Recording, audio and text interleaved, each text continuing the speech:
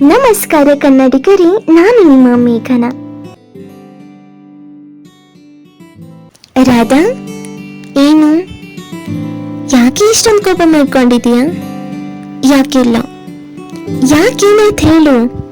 ಹಬ್ಬಕ್ಕೆ ಮನೆಯಲ್ಲಿ ಹೊಸ ಬಟ್ಟೆ ಕೊಡಿಸ್ತೀವಿ ಅಂದಿದ್ರು, ಕೊಡಿಸ್ಲೇ ಇಲ್ಲ, ಅದಕ್ಕೆ ಕೋಪ ಬಂತು. ಅಯ್ಯೋ ಪೆದ್ದಿ, ಇಷ್ಟಕ್ಕೆ ಇಷ್ಟೊಂದು ಕೋಪ ಮಾಡ್ಕೊಂಡಿದೀಯ? ಇಲ್ಲಿ ನಮ್ಮ ಬೀದಿ ಬದಿಯಲ್ಲಿ ಎಷ್ಟೋ ಜನ ಮಾಸಿ ಹೋದ ತ್ಯಾಪೆ ಹಚ್ಚಿದ ಬಟ್ಟೆಯನ್ನೇ ತೊಟ್ಟು ಬದುಕ್ತಿದ್ದಾರೆ. ಅಂದ್ರೆ ಅವ್ರಿಗೇನು ಹಬ್ಬ ಹರಿದನ ಅಂತ ಲೆಕ್ಕಕ್ಕೆ ಇಲ್ಲ ಅಂತಾನ? ಇನ್ನು ಕೆಲವರಿಗೆ ಬಟ್ಟೆ ಕೊಡಿಸ್ಲಿಕ್ಕೆ ಅಂತಾನೆ ಯಾರು ಇರಲ್ಲ. ಅನಾಥವಾಗಿ ಅಪರಿಚಿತರ ಆಶ್ರಯಲ್ಲೇ ಬೆಳೀತಾ ಇರ್ತಾರೆ. ಅವರು ಯಾರ ಮೇಲೆ ಕೋಪ ಮಾಡ್ಕೋಬೇಕು ಹೇಳು?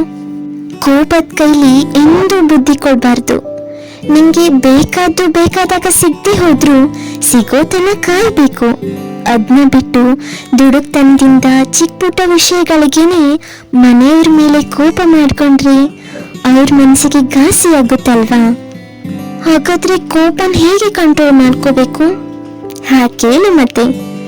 ಮೃದುವಚನಂ ಹರತಿ ಪ್ರಕೋಪಂ ಅನ್ನೋ ಹಾಗೆ ನಿಂಗೆ ಕೋಪ ಬಂದಾಗ ಹಾಗೇ ಮೃದುವಾಗಿ ಸಮಾಧಾನದಿಂದ ನಿನ್ ಜೊತೆನೇ ನೀನು ಮಾತಾಡ್ಕೊ.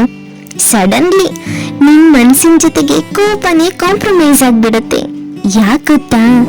ಮೃದುತ್ವಕ್ಕೆ ಅಷ್ಟೊಂದು ಶಕ್ತಿ ಇದೆ ವಿನಃ ಕೋಪಕ್ಕಲ್ಲ. ಮತ್ತೆ ಯಾವುದಕ್ಕೂ ಕೋಪನೇ ಮಾಡ್ಕೋಬಾರ್ದ? ಹಾಗಲ್ವೇ? ಕೋಪ ಅನ್ನೋದು ಮನುಷ್ಯನ ನವರಸಗಳಲ್ಲೊಂದು, ಹೌದಲ್ವಾ?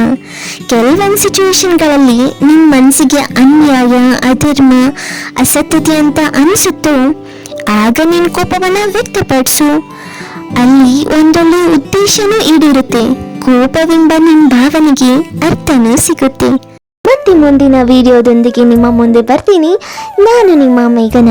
ಧನ್ಯವಾದಗಳು.